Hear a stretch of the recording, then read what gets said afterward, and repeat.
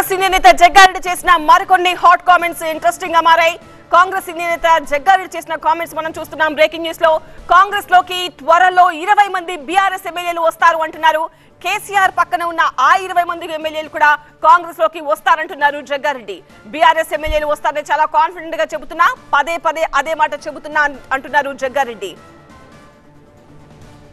ఎట్లా టచ్ చేయాలో మాకు తెలుసు కదా, చెప్తి కదా. కేసీఆర్ పక్కన వండుకుంటే కూడా లేపుకొస్తాం అడిగేసి ఖాళీ ఆ విద్యలు మాకు తెలుసు. ఇది రాజకీయం చతురంగము, ఆయనకేం తెలుసు. కేసీఆర్ స్లిప్ రాసిస్తే చదువుతాడు అంతే. ప్రశాంత్ రెడ్డి కెపాసిటీ అంతే కదా, తెలుస్తుంది కదా. ఆడ 20 మంది కాంగ్రెస్ కి అట్రాక్షన్ అయ్యి వస్తారా రారో మీరే చూస్తారు. తప్పకుండా వస్తారు, వాళ్ళు ఉన్న 20 మంది తప్పకుండా వస్తారు. ఎందుకంటే వాళ్ళు హ్యాపీగా ప్రజల సేవ చెయ్యాలి కాబట్టి.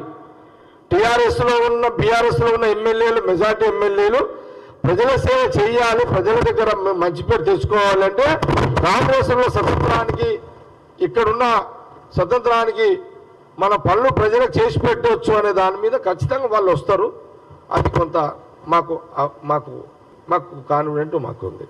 వాళ్ళే వస్తారు, ఏమి ఇబ్బంది లేదు.